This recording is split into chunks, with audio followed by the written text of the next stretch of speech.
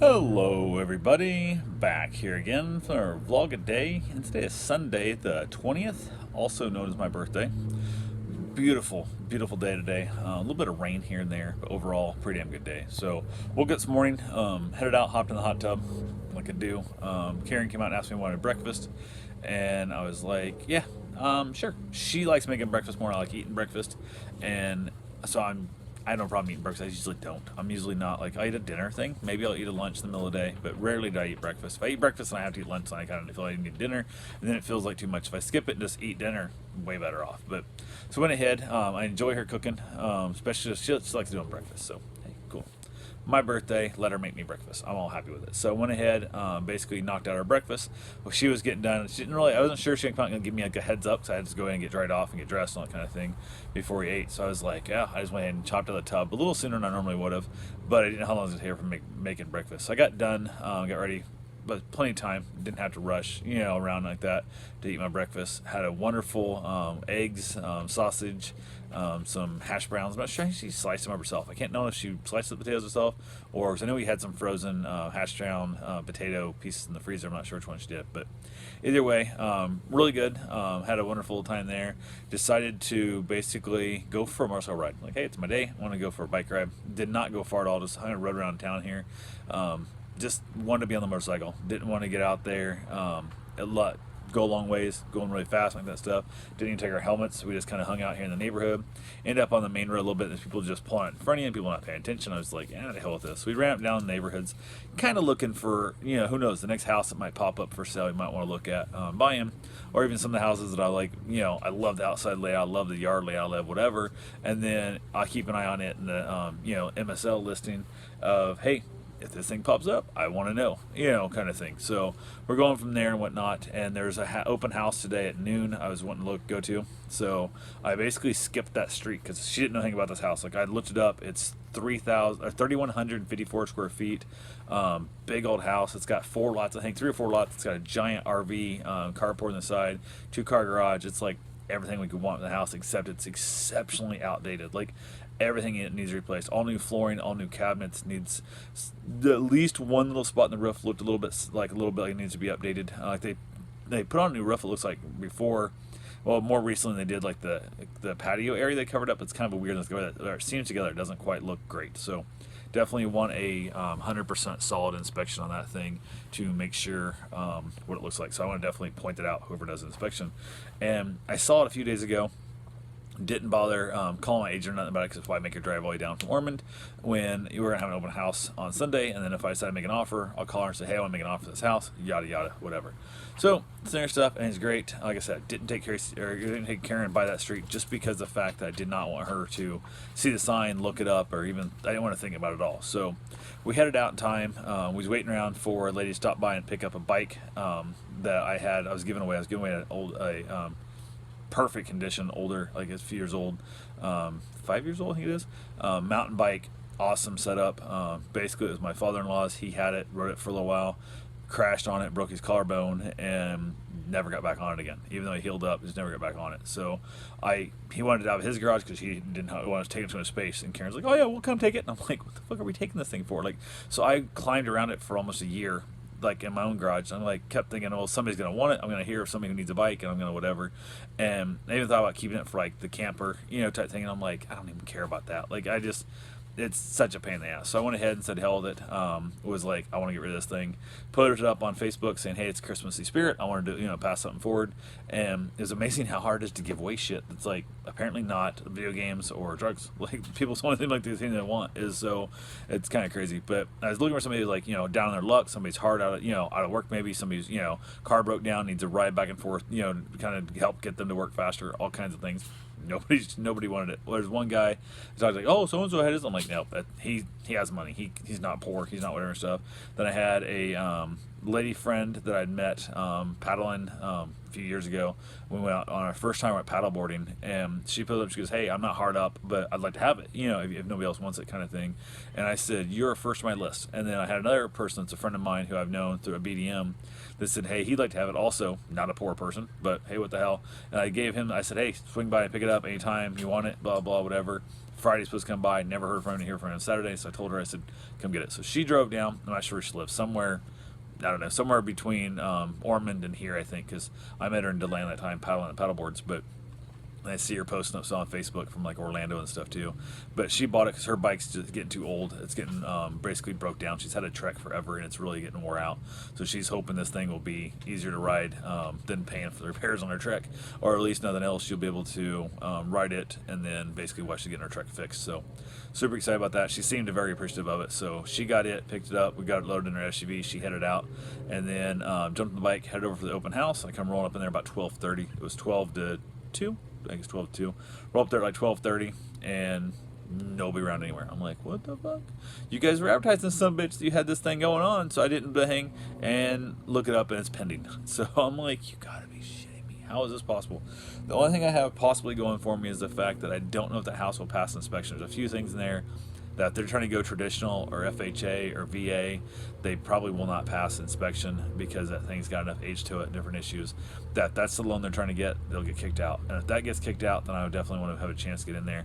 But why, as a seller, it's been on the market for 11 days, I think, 10 days like that. Why would you pull a house that quick? Just take the offers. I have no problem with that. But like, it just, it makes no sense. I tell people, hey, we're going to at least leave this thing on the market for a couple weeks. We have an open house plan. We're going to at least get to the open house, whatever, whatnot. Makes no sense at all. Absolutely 0 sense at all. So I was crushed by that because this house was like so much. I mean, I'm just looking at crappy pictures on the internet, but the yard is phenomenal. It's got a giant screen and patio area. There's just so many things. That giant carport for that RV would have been flawless. I would have skinned it probably, turned it actually into a real shop, built an actual front and back wall, like 2x4, 2x6 wall, put a roll-up door in it, the whole 9 yards and stuff. I would have made this thing into like a badass garage / workshop, and it's I think a 14-foot sides, so it's like a 16-foot center for space. So you could put the tallest RV you ever wanted in there and stuff. Like anything, I mean, it was, and under 300 grand. Under 300 grand for 3,154 square feet, and like I said, 3 or 4 lots.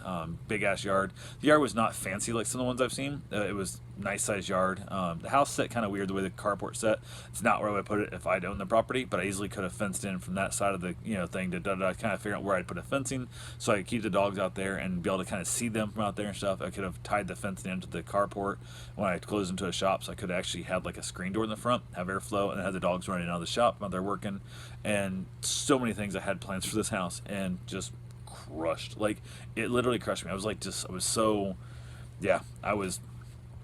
I don't know. And who knows, we probably wouldn't have got it, something would have hated about it. Who knows? When it smelled weird, Karen wouldn't have wanted a house that smelled weird, even though you can change that, you can fix that. She kind of tends to get that in her head. It's kind of like old cars. She thinks old cars smell the same, and she never wants to have an old car. I'm like, dude, you put new interior in it, put whatever, so it's never going to stink, because you're putting new stuff in it. And it's the reason what you're smelling is the car's been set up in the garage for 10 years, whatever. Or a guy who gets the car out once a month or once every 3 months and takes it to the car show. One, I have an ionizer that gets rid of smells. Two, if you drive it often, there's no way it can stink because it's always open, but it is what it is. It's like, worst case scenario, I'll smoke a couple cigars in the damn old car and it'll smell like cigars. You want to worry about old car smell, which the old cigar smell smells better than old car smell. So maybe that's what I have to do if I ever get an old car. But it is what it is. So that kind of crushed me. So she looked it up real quick and looked and saw there was another open house across town. We drove over that way. I was like, cool, no big deal. We got there. Nope, nobody at all. So I called the number on the sign there. So I called the first one on the sign for the house, the 3,154 square foot house.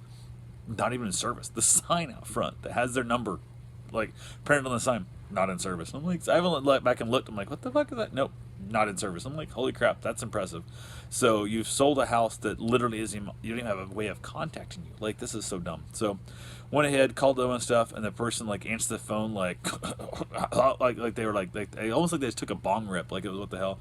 I said, yeah, I'm like, not hello, this is so and so, it's so and so real estate, none of that shit, just and I'm like, yeah, I'm over here, blah blah, address Riverside Drive, and for the open house. Oh yeah, didn't get it out, that's been canceled. I'm like, excuse me, yeah, sorry, yeah, canceled. I'm like, wow, so you're real fucking professional. And I just like hung up the phone. I was like, wow, this is awesome. So the 2 open houses we tried to see, they wouldn't work. The one that second one we was looking at was more of just get some ideas. It was about 40 to 80 grand out of the price we want to spend kind of thing on a property. But it's amazing location. Riverside Drive is definitely a sought after location. So values go up there, continue to go up faster than they do a lot of areas in town. So it is what it is. But smaller house than what we'd want for that kind of money, and no land that kind of money. That kind of money, I definitely need like 10 acres or so. But it is what it is. So yeah, that's how life went. Got back to the house here, kind of said hell of it, chilled out a little bit. Ended up basically just hanging around. It was all good. Went ahead, basically looking online. I found a house that's for sale by owners. Got horrible pictures, no photos of the outside, like crappy photos. Like there's one of the closet, like it's just close up. You see like their clothes and their boots, like a vacuum cleaner. And I'm like, the fuck is that? That's not showing nothing. And I searched us been on the market for a little while, and I said, hey, you know what? Why don't you reach out and tell these people and stuff, see if we can look at it. And who knows, because it is so poorly advertised, might be a cheap deal. So we went basically. Karen looked them up by the number, called them, they answered. Oh my god! Unlike a professional, they actually answered the damn phone, and they're like, "Oh yeah, when do you want to see it?" And Karen's like, "We're free all day, or anytime next week. You know, don't know if you're ready to go." She goes, "No, how does 4:30 sound?" And we're like, "Sounds perfect." That's like 3 o'clock in the afternoon, so it sounds perfect. Why don't we do that? So we're like, "Hey, cool, no big deal." So we basically, I'm like, "Okay, cool." So we basically hung out a little bit. She had to go. Where did she go and did something? All that stuff don't matter. But anyway, I went ahead and basically as we were talking a little bit, we hopped on the bike, headed over there, checked it out. Nice house. The house, unfortunately, to the north, I think is the reason I can't buy that house. The backyard's full of garbage and trash, and it reminds me of my father's drunk ass like hoarder house. Like it's bad. Reminds me of like what Ross has. He calls the rat house next door to him in Orlando, and it just. There's like 4 junk cars in the back that look like they haven't ran in years, which probably is like, cool, they're not gonna bitch about my stuff. But my stuff ain't that bad. And there's like, I look over and there's garbage, not just like pallets. Like I have some pallets and stuff around. Like actually, I don't know if you can see them. I have, not really. I got a barrel over there. I'm gonna be turned into a compost. Actually, there's a pallet right there. But I've got a pallet there and stuff that I'm tearing apart to finish my fence. And there's some cool things. I'm like, hey, whatever. But it's not like this was broken toys. This was garbage. This was like rusted steel. It's been there. That's sinking in the ground. This was not what I want to live. And we pulled up. There was like 5 kids out there screaming and yelling. Just it sounds bad, but that pure redneck. Like I grew up around them redneck people in the small towns, and I remember what they looked like, and they looked just like these people, and they sounded like these people, and the way she yelled at the kids at this and that, blah blah. I had that feeling. We were laughing when we left. I said, they had a feeling when your kids are out there, it's 10:30, 11 o'clock at night on a Wednesday, and the kids are being loud as shit, and they're out there making noise or causing issues. That you walk up, like you call them up, you happen to have their number, or you walk up like, hey man, not for nothing, but it's like 11 o'clock on a Tuesday. Any chance we get them kids to pipe it down a little bit and stuff? They're the type that want to start throwing rocks at your house themselves and telling you how you don't tell me how to fucking parent my kids and shit. And I was just like, now if I could buy both houses, I could probably get a steal of a deal, because this house I believe is going to go for 25 or 30 grand below market because of that house, and that house should go for about 100 grand below market because of how shitty that yard looks, which is literally 2 weeks worth of work. It's 2 solid weeks worth of work and a bunch of sod, and that house I think could be cleaned up. And there was 4 cars in the back that hadn't ran forever. There was 6 cars in the driveway, 2 in the front yard, and 2 in the street. So add up the numbers, like there's a bunch of cars there, and like I don't know how many people live there. There was a bunch of kids. There was a lot of Mountain Dew out there and Cheetos. Like that's don't get me wrong, I got Mountain Dew in my cup right now, but I know me. I grew up redneck trash myself, so I know those people. Just hurts your retail value, on your resale in your house. So it is what it is. People were super nice. The house had some nice things about it. Had some things I wasn't super excited about, but if we could move that house 5 houses away from those people, probably be interested at that price, especially, but we can't. So unfortunately, we have that house. So actually, I might check and see if I could, because this house that I was looking at stuff would possibly work for us, but it is what it is. But it also would work really well as a rental, and I think as a rental, I could rent that place. And people as a rentals don't worry about the neighbors as much. They think, oh, I'll be here for a year, or they end up there being 5 often. They don't worry about the neighbors as much as I would if I owned it, and I'm very hypersensitive to that kind of thing. Most people don't sit outside in their backyard all the time making stupid vlogs like this or smoking cigars, and they also don't sleep with their windows open as much as I do, and they also don't have that hypervigilance hearing kind of thing of listening to everybody else's thing going around them. So got back from there, left them super, like I said, super nice people. I'm going to go back and actually talk to them, because there's a tool in the shed that I wouldn't mind, because it's not like they're moving, might not have any use for it. I'm going to ask him if he wants to sell me that tool that's in the shed I haven't noticed. Also, I want to give him some pointers. I'm like, hey, can I take some pictures of your house for you? Like, these are not good. This doesn't show well. Like every house we looked at, or almost every house we looked at, shows 80% to what the photos look like. So if the photos make this house 100%, like this house is like perfect if you want, most time the best we get is 80% of when we get there. Like there's a lot of stuff hidden by photos. Sometimes I've had houses that, like, there was one that we wanted to make an offer on sight unseen. Like this house was perfect on paper. The photos must have been taken before they bought it 2 or 3 years ago. Like this house was trash. This house was just awful. Like I don't even think the photos might have been the same house. Like it's one of those switch deals like Bahamas where they send you pictures of like this awesome resort and you get there and it's a Motel 6 and you're like, what the fuck? Like it felt that it was that bad. And it was unusable. This house showed better in person than it did in the photos, which is the first time I've ever had a house. I'm like, oh my God, this house is way nicer than it is in photos.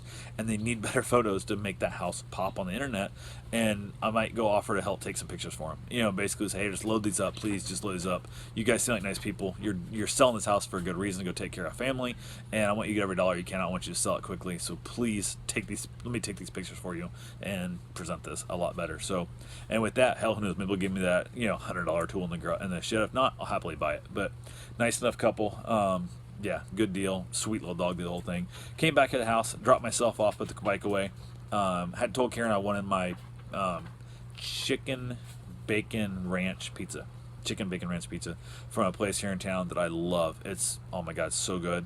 She doesn't care for it at all, to the point that even last time she got it, she got like the medium or something. Like, what the fuck? I mean, it's like bigger than like a Pizza Hut's large. Like, but I'm like, you buy the largest pizza always and forever. Don't you ever buy a smaller pizza. If they make a pizza big enough that's on the menu, not like a truck size thing, you always buy the biggest pizza. We have large pizza money, and I literally am like, what are we, poor? What, we can't afford the freaking biggest pizza, the Sicilian size 20+ inch pizza? Like, come on, we're not poor. We can afford a 20-inch plus pizza.